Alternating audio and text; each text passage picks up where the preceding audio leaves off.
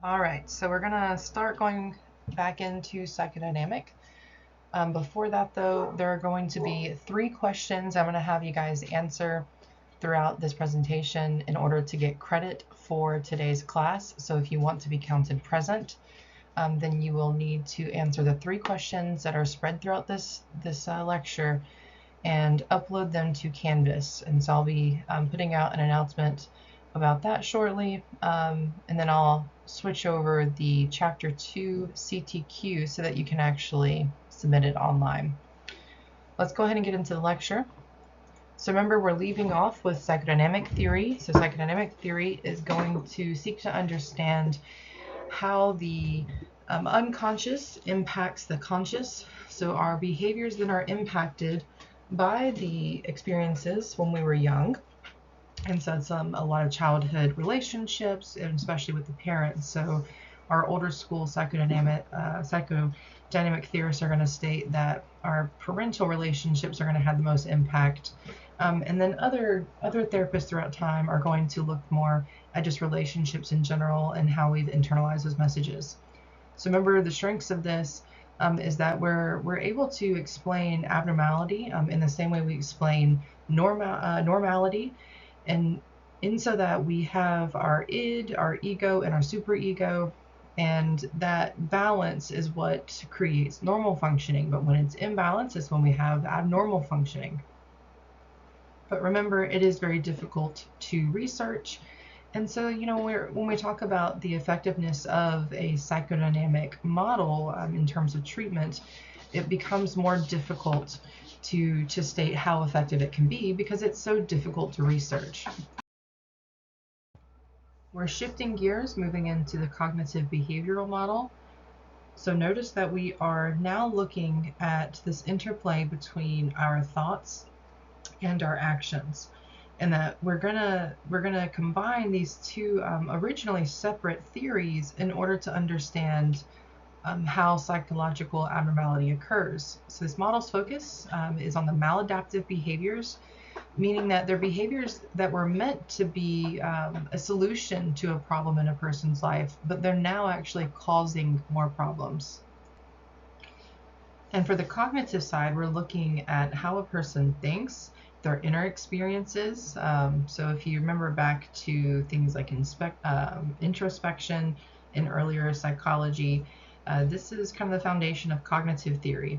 And so we want to understand how the person's internal experiences, specifically within their mind, are leading to some kind of abnormal functioning.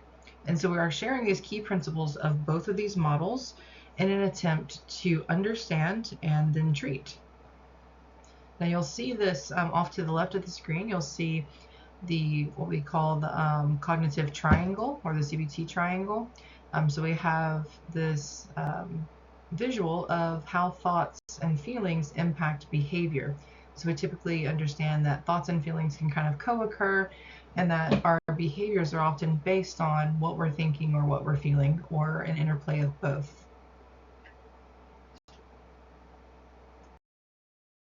We are first going to break down the cognitive and behavioral principles. So looking first at the behavioral dimension, we have names like Ivan Pavlov, John B. Watson, and so we have a few different models of the behavioral psychology theories that we want to understand in order to explain abnormality, because you might differently apply behavioral lens depending on which type of conditioning you're looking at. So for instance, if we're looking at classical conditioning, we're talking about this repeated exposure to this neutral stimulus, and so that now we have this newly conditioned response, and the neutral stimulus becomes the conditioned stimulus. And so think back to Pavlov's dog, where we learned that you can repeatedly pair the bell with the food, and the dog begins to salivate because now they're associating this behavior with this food.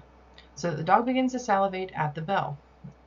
We see this sometimes in terms of PTSD, or we use it sometimes with PTSD, so that we seek to understand how the person now pairs this previously neutral stimulus or this previously neutral situation with fear. Now, we're not necessarily repeatedly parrying all the time, and that's kind of the challenge to this model. But if we look at what happens, an individual goes through something traumatic where they're very scared. It might be, typically it's going to be life-threatening, or there's an element of it being torturous. And so that this individual learns to fear the situation or certain elements of it. And so we're saying that there is this classical conditioning. Now, if we look at it through modeling, we might see that the individual is observing behavior, and they're learning from observation. And so that they are learning what behavior is appropriate, what is right, what is wrong, through just watching other people, and especially watching how other people, social observational learning, watching how other people get rewarded in the situation. So if we're looking at operant conditioning, we're seeing how a behavior is reinforced. So is this individual being encouraged or discouraged to behave more this way or less this way, depending on the response of the environment? And sometimes it's very natural. So for instance, it might not be something that is applied explicitly. It could just be the outcome that you don't like or don't want. So your first CTQ that you have to answer in order to get credit for listening to this lecture is going to be, how can the model explain phobias? So you're welcome to use any of these three types of conditioning. But your question, how can this model explain phobias? So specifically, behavioral model, how does it explain phobias? So that's your first CTQ for this section.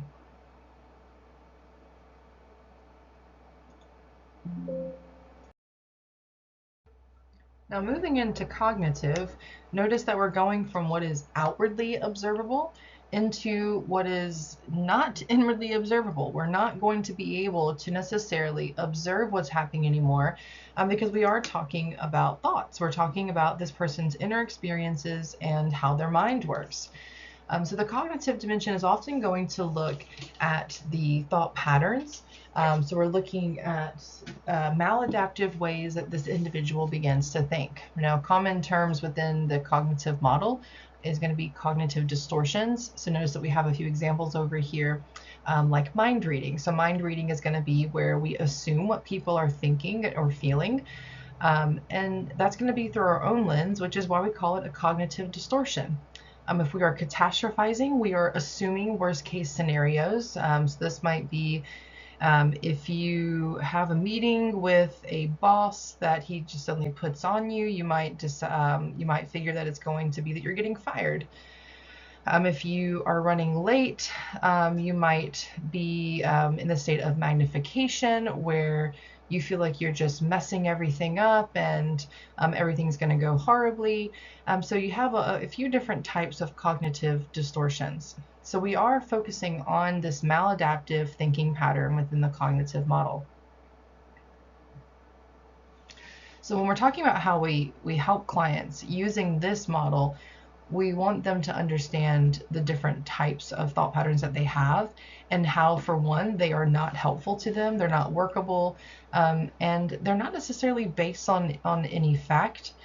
So like I said, we're identifying and challenging any negative thoughts, because we're just recognizing that this negative way of thinking is just not inherently helpful. And because they are biased interpretations, we are trying to look at them from different perspectives. And this can be due to the errors in logic that that they're thinking this way, but that this error in logic is actually contributing to the distress the individual is experiencing. And so when we're looking at an individual's abnormality through the cognitive dimension, consider something like anxiety, where the individual might be assuming worst case scenario. So consider how assuming worst case scenarios, so having this catastrophizing perspective, if you're assuming worst case scenario, of course you're going to worry more. Of course you're going to feel stressed. If you feel like people don't like you, mental filter, if you feel like people don't like you, and that you're always doing things wrong and all you can see are the things that you do wrong, then you might enter into the state of depression. So the cognitive model explains a lot of these everyday experiences of abnormality that people have, such as the depressive episode or the generalized anxiety disorder.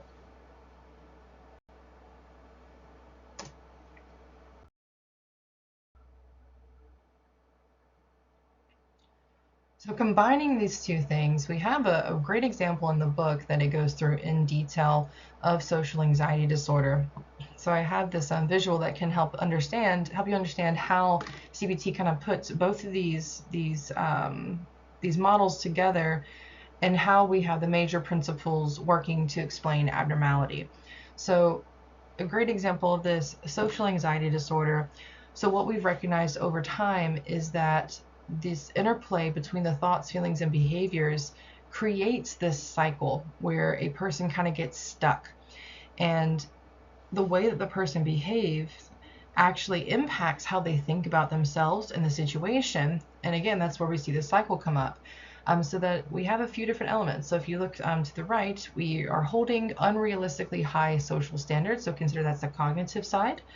View themselves as inadequate, again, so that's going to be a cognitive experience of this. So we have these high standards of ourselves that we're supposed to be meeting, but during this, we're also going to assume that we cannot meet it. So we set the bar high, but even if we didn't set it high, we would assume we're not going to meet it. Believe we're always in danger of behaving incompetently, is supposed to be what it is, incompetently in social situations. So the threat is always going to be there that we're not going to act right, and we're not going to have the means to act right. So lots of beliefs within this that lead us to do things to avoid. So notice the thoughts over here: I will make a mistake, others will think I'm stupid. The feelings, we're anxious, there's a low mood, so we might feel just kind of sad and hopeless. There might be a sense of dread. Now consider that with this sense of dread, if we're thinking these things, we're feeling this way, our heart rate is up, our breathing is shallow, we feel sweaty, and generally we're in this state of either hyperarousal, or in other words, fight or flight. And so our behaviors then, we might avoid meetings, we might just cancel it all together, which does feed into the idea that we cannot do it, right? So if we cancel something because we feel like it's not going to go well, that's not going to help us feel more confident. We might be more socially withdrawn. Well, guess what? If we're thinking that people are not going to find us to be competent or like us, and then we are socially withdrawn, that's going to mean that they're not able to speak with us. We might not look approachable. And so then we are more likely to, again, feed that into the cycle. And so we end up internalizing some of these experiences, and we draw these interpretations of the experiences that are very much through a biased lens. So we see a lot of avoidance behaviors, and again, this goes into the cycle. So some common avoidance behaviors are like wearing excessive makeup, avoiding eye contact, and leaving early at events.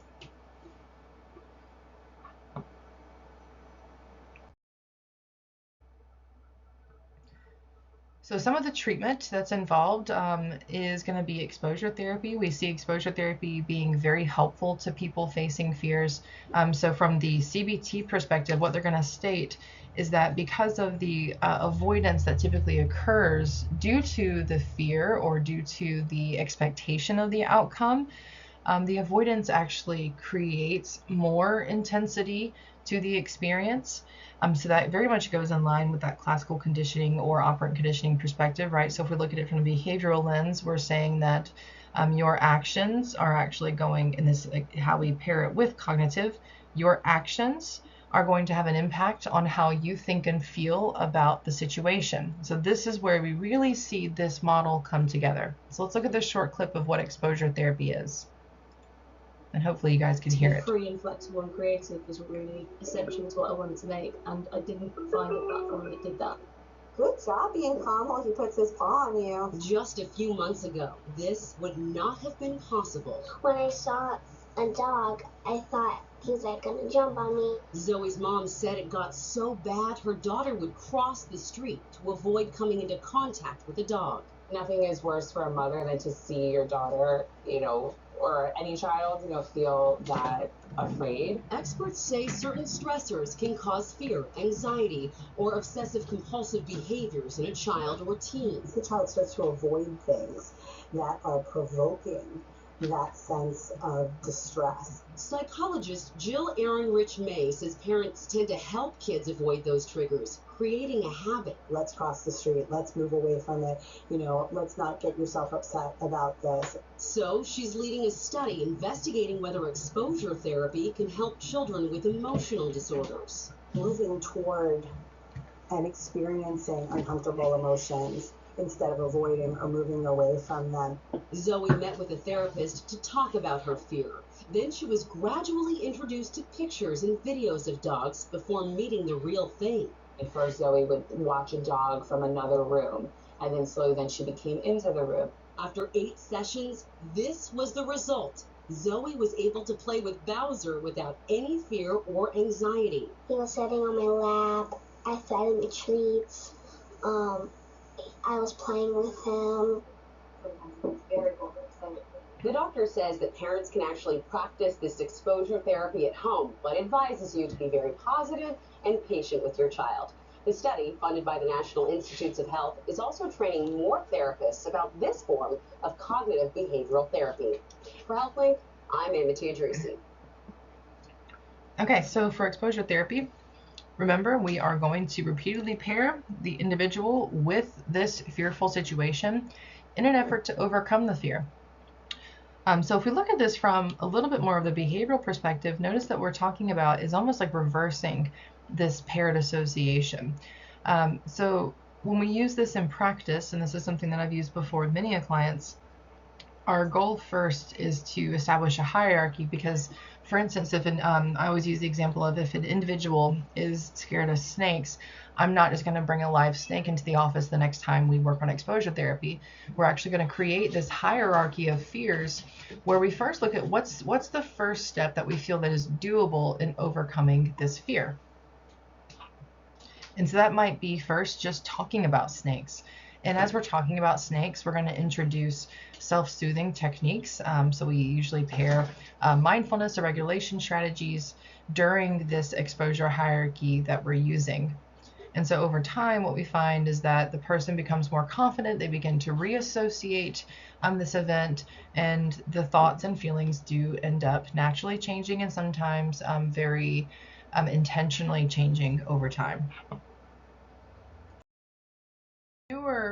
Some of the newer models of the CBT lens are going to be ACT and mindfulness-based therapies and techniques. So ACT is something that I use with clients a lot in terms of anxiety and depression. And so we're looking at how the problem impacts their lives and leads them away from the person that they want to be. And so it's very focused on values and valued living. And we're looking at the obstacles to the valued living. And so the reason that it's under the CBT umbrella, I always call it kind of a newer cousin of it, a younger cousin of CBT, is because we're trying to understand within this theory how the thoughts and feelings impact individuals. So that if a person is experiencing anxiety, our goal is not necessarily to get rid of anxiety, because we recognize that anxiety is a very normal human emotion. But if the individual has this unhealthy relationship with anxiety, or the anxiety is too escalated to live their life, then our goal is going to be either to expand, to make space for the anxiety, learn to accept the anxiety, or it might be to practice mindfulness routines in order to decrease some of this escalation of anxiety, and then work on accepting. So that's why it's called acceptance and commitment, because we are working on accepting a lot of what we're experiencing, to change our mindset while also committing to different actions that do increase our happiness in our life. And then mindfulness-based techniques is its own theory as much as it's used by a lot of theories. Mindfulness-based techniques employ this mind-body connection in an effort to reduce suffering in the moment, to improve regulation. That can be helpful in distraction, but what you're doing is trying to get more in touch with the current moment and regulate your body.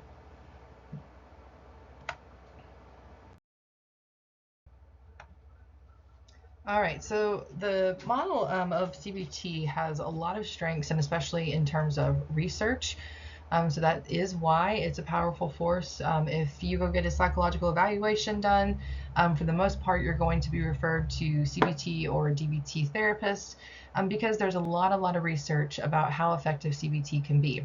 The CBT model is much easier to research than a lot of models out there. So if we compare this to the psychodynamic model, consider that we're talking about a lot of inner experiences. It's very difficult to scientifically measure impulses and drives, according to the psychodynamic model. But we can ask the individual how they're feeling. We can observe their behaviors. And because the model itself often does measure behavior, it's very easy to research. So it's also just prone to treat several disorders that people can experience. So things like anxiety, depression, phobias, these are often treated using CBT and do show high rates of effectiveness. But we know that there is no model that is effective for every person.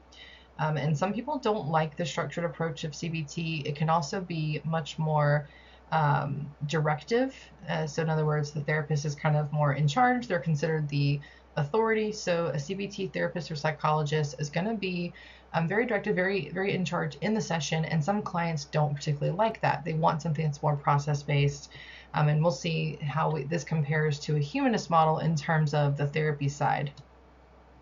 And it also, it has limited attention to our early life experiences. Lots of research shows that our early life experiences do have impact on who we are. We see that, being from the nurture side of the nature-nurture debate. And so we know that the environment has impact, but the CBT model really doesn't focus on that. In fact, you could go to a CBT therapist and hardly talk about the history of your life unless you're talking about the history of the specific problem. And then when we go into the sociocultural model, you'll see how other dimensions in life are addressed by this model. So things like how income impacts your everyday experiences. Again, the CBT model is really not going to look at this. All right, so we're switching gears into this humanistic existential model. So again, we're going to break down the two perspectives here. So we have our humanist model first. Now, our humanist model is going to be based on the idea that people are good, and this is going to be that people are inherently good. So they are born good, and that issues that occur in their lives over time are not necessarily because they are bad, but because of their experiences, and it might be even because of the way that they see themselves. And so the focus is going to be on trying to help them self-actualize. So you might remember that word from Maslow's hierarchy of needs, where you can't reach self-actualization unless you have these other things in your life. And I think I might have this on a slide in just a minute. But if we think back to that pyramid, the very first part of this, the foundation of it, is going to be just what you need in life. So that's shelter, food, water. So that the theory of humanist psychology is going to be based on this idea that you have to have certain things in life in order to be your best self. Another part of this pyramid is having healthy relationships, loving yourself.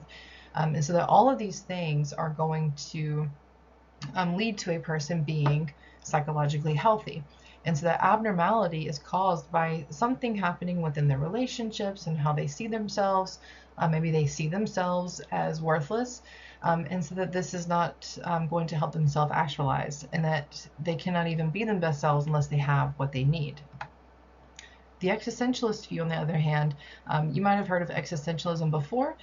This is very much about the meaning of life and what your purpose is in life and death. And so an existentialist psychologist seeks to understand how the individual's idea of their meaning in life and their purpose in life affects their everyday. And so that they want the person to become more comfortable with death, and that they're more comfortable with their everyday responsibilities, so that they're not avoiding things in life, because this anxiousness around meaning and purpose can really lead this individual to pulling back from their life.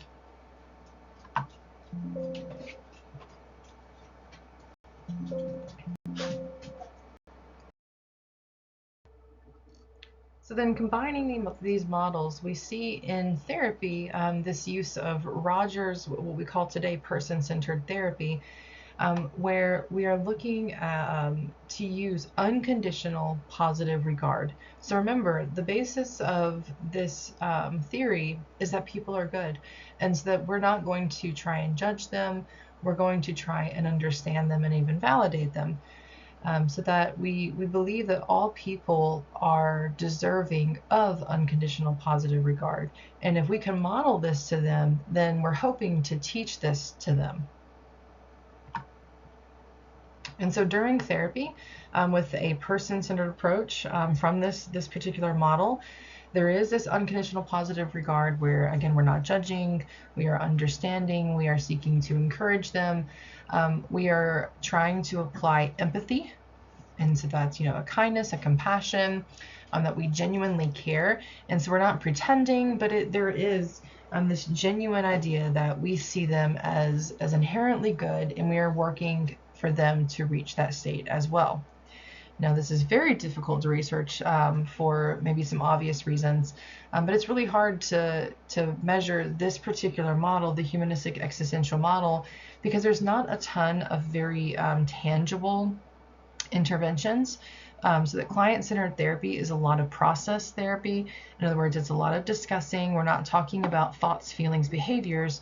We're talking just generally about the person's experience. And so we're not trying to break it down in very tangible experiences. In fact, we're trying to get them to more genuinely just think about their experience. You can't measure thinking in a very simple way. And so there's little research to really support this, but a lot of people who go to therapy do really appreciate this model because they do feel cared about, and they do often leave feeling very worthy.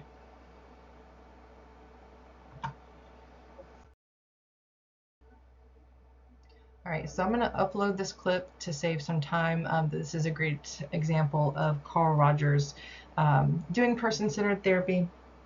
So now for your second question that you're going to answer, so this is your second CTQ of this, you're going to have one more after this. The question is going to be, what population might you find difficult to work with person-centered therapy? What population might you find difficult to work with person-centered therapy? So I want you to consider that if you're looking at people as inherently good, what are some maybe issues the person might have, maybe problems, or maybe things that they've done that you might find it difficult to have empathy and unconditional positive regard for? And if you struggle with answering this question, think back to one of the questions on the quiz for Chapter 2, and that might help you understand that sometimes it's very difficult to look at people as inherently good. So if we're looking a bit more from the existential side of how we're treating people and how we're viewing abnormality, remember, we're going back to this idea that people often want to hide from their responsibilities. This clip at the bottom really shows an example of that. So it says, in my next life, I would like to be a cat. And then they're a cat. In my next life, I'd like to be human. And then it's, I don't want a next life. And so that the person really feels a lot of pressure from their life, and this pressure is overwhelming them. And so the societal forces can be anything from expectations from the environment. It might be, just what you have to do day to day. It might be expectations in relationships, but they are overwhelmed by all of the expectation from this purpose and from this life. And so then an existential theorist is going to work to encourage them to accept the responsibility and try to kind of reframe this relationship that they previously had. And so that this model, both from the humanistic and existential perspective, are going to work to really encourage the individual and to have a very positive relationship between the therapist and client. Now, if we compare this back to psychodynamic theory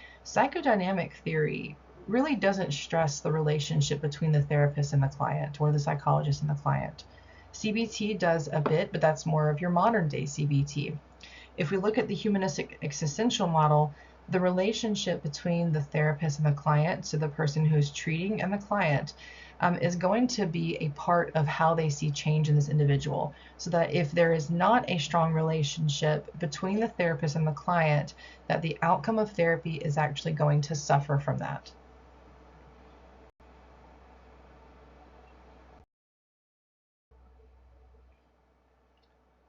So then moving into assessing the model, we have our strengths where we're tapping into areas that we're not previously tapping into before. So again, we were not previously discussing the relationship between the therapist and the client. We were not looking at their best self, and we weren't looking at the societal forces that were at play.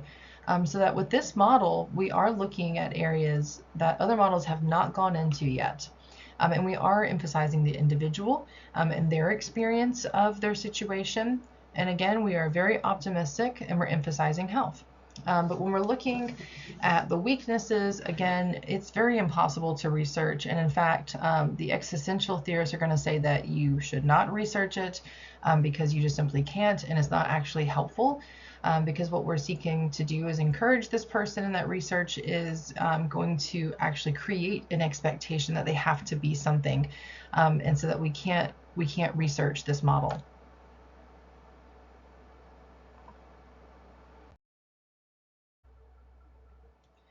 The sociocultural model, this is going to be more of the modern day approach. We actually see the sociocultural model being influencing the rest of the models. So especially in my field, we don't look at any theory without this perspective kind of overlaying it, so that we're always looking at how all of these social and cultural forces are affecting the individual.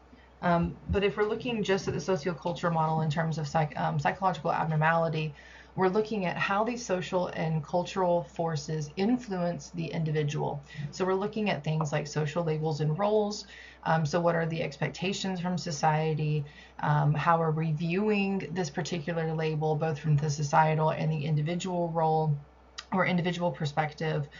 Their social networks and family structure. So, you know, what does their social network look like? What kind of relationships do they have? So this does employ a little bit of the psychodynamic perspective in the way that we are looking at relationships, but it's not necessarily saying that we're internalizing these messages.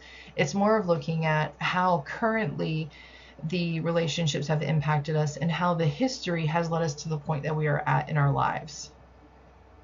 So specifically, privilege is something that gets brought up a lot with the sociocultural model. And so we have two major perspectives that come from this larger model: the family social perspective and multicultural perspective. So we're going to look at both briefly.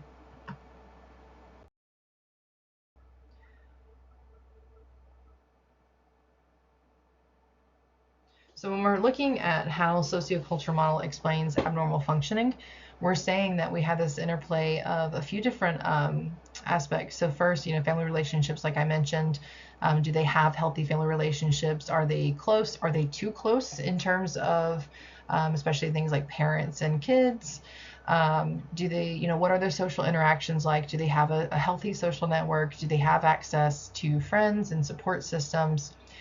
Community events, this can be anything from the larger community that we live in terms of like political events, historical events, and it can also be, you know, directly, what does your community look like?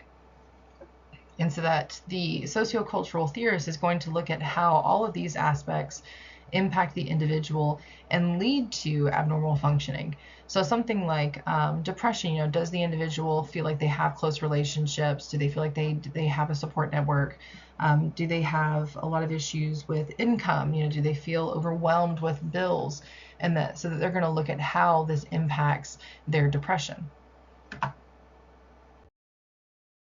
So I mentioned a couple of these, but we have a couple of examples all to the right with Gypsy Rose of a sociocultural lens. So we're looking at how the relationship between her and her mother, you know, what her mother did to her in childhood has impacted her today.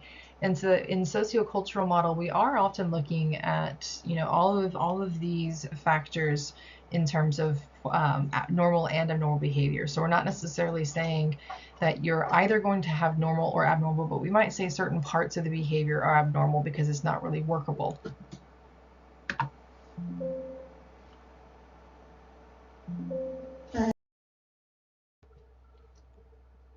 So we have first the family social treatment, where we are often looking at things like family therapy in an effort to treat psychological abnormality or psychological issues.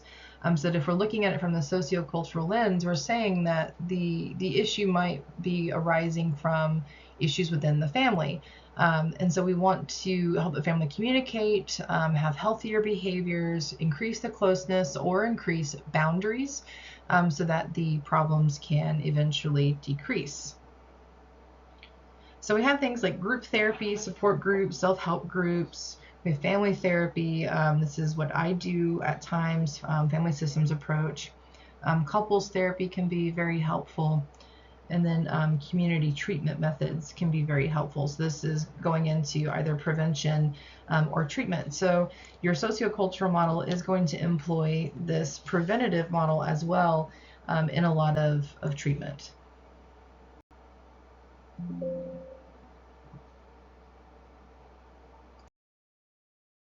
So again, I'm going to upload this video. It's another good example of a type of therapy. So this is Insoo Kim Berg doing solution-focused family therapy. So if you've never seen family therapy before, it's a great example of what it can look like.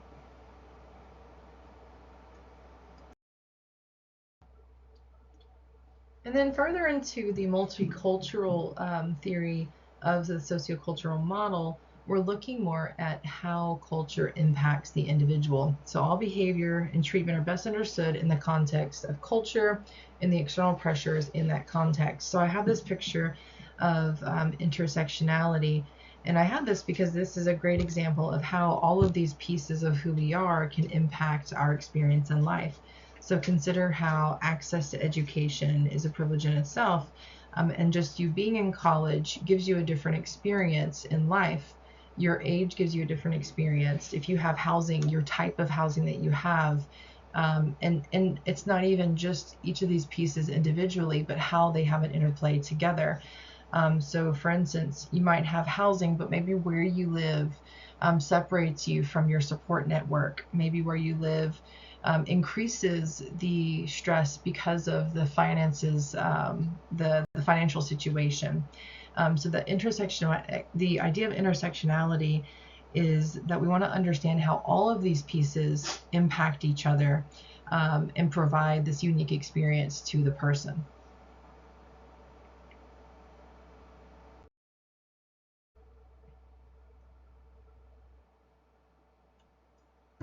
Another important aspect of the multicultural perspective is that members of the minority groups are particularly vulnerable, and especially if you consider the cultural aspect, because the majority's culture is going to be what is considered to be kind of the rules of the land, and so that's what's considered to be normal. So the larger group is going to be what is considered to be normal.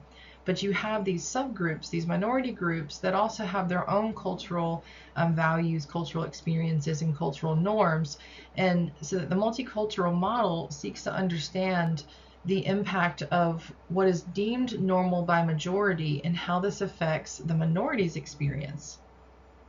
And so that within treatment, you are really seeking to understand that individual's experience of society. And again, this goes back to social roles. You know, how do social roles, the expectation to be changed from cultural groups or between ethnic and racial groups? But what we find is that in treatment, and this is because of the greater system and of prejudices and stereotypes, but we do see members of minority groups typically stopping therapy sooner. They might have less access to therapy and treatment. You know, we do see a lot of minority groups more typically in lower SES situations, and that's because a lot of the lack of privileges that they have. And so therapy is just a part of the story here, but it is similarly impacted, as are a lot of resources in their lives.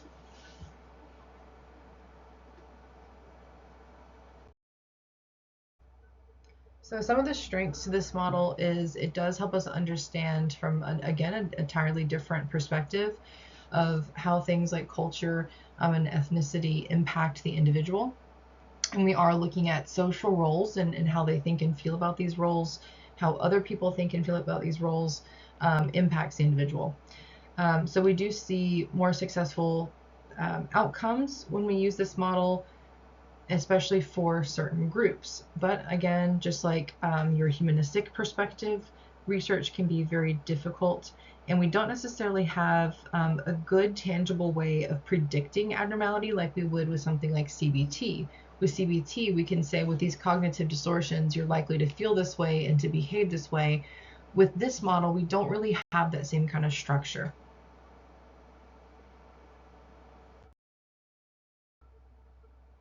All right, and so moving kind of closer to the end of this lecture, we want to start tying some of these things together. So this is more of a modern day approach to understanding abnormality.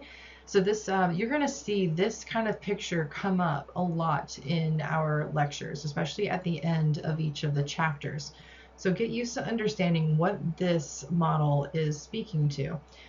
So developmental psychopathology is we're understanding how variables from various models might account for adaptive and maladaptive human functioning. So we have these two perspectives come up of equifinality and multifinality.